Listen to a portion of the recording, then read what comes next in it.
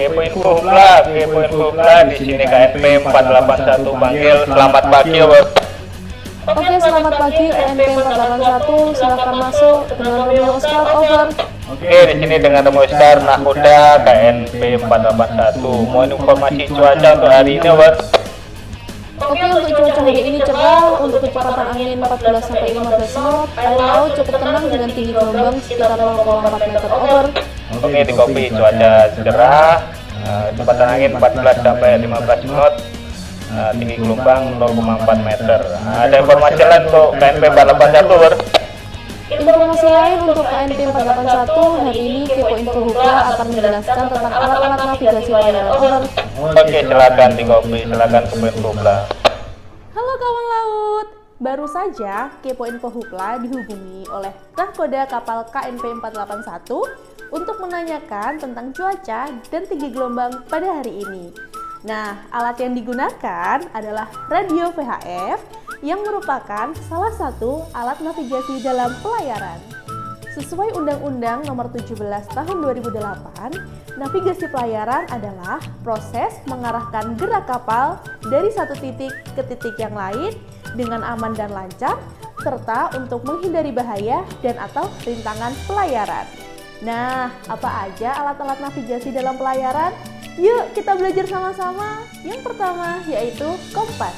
Adalah alat navigasi yang berfungsi untuk menentukan arah di laut, yaitu arah kemana kapal harus berlayar dan arah benda-benda di luar kapal terhadap kapal tersebut berada. Misalnya arah suar, tanjung, pulau, dan lain sebagainya yang dibaring untuk menentukan posisi kapal dari waktu ke waktu. Yang kedua, radio kapal adalah peralatan elektronik yang digunakan untuk komunikasi radio yang dipasang di atas kapal yang digunakan untuk berkomunikasi dalam dinas bergerak pelayaran.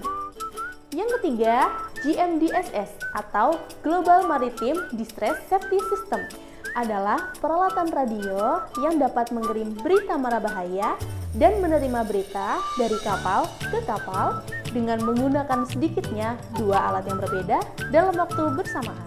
Yang keempat adalah radio ARPA, yaitu alat navigasi elektronik yang berfungsi untuk plotting otomatis jarak dan baringnya suatu target, serta untuk memperhitungkan resiko terjadinya tubuhkan.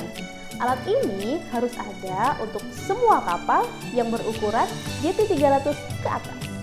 Yang nomor 5, HGIS atau Electronic Chart Display and Information System adalah alat navigasi yang berfungsi untuk mengintegrasikan bridge system seperti radar, GPS, AIS, dan kompas. Nah, yang keenam, kawan laut udah pasti pada tahu nih. Apa hayo? Apa? GPS, betul! GPS atau Global Positioning System adalah alat navigasi yang berfungsi untuk mengetahui posisi kapal setiap waktu secara otomatis selama dalam pelayaran. Yang nomor 7, AIS, Automatic Identification System, adalah alat untuk menyediakan data statis dan dinamis serta informasi yang terkait dengan keselamatan. Alat ini harus ada untuk kapal GT300 ke atas yang melakukan pelayaran internasional, kapal GT500 ke atas tidak melakukan pelayaran internasional, dan semua kapal penumpang tanpa memandang ukuran. Kedelapan adalah Echo Sounder, yaitu alat yang berfungsi untuk mengukur kedalaman air laut. Alat ini wajib dimiliki untuk semua kapal. Yang kesembilan adalah Navigational Light atau lampu navigasi. Semua kapal, besar ataupun kecil, diwajibkan memiliki lampu navigasi sebagai bagian dari sistem navigasi.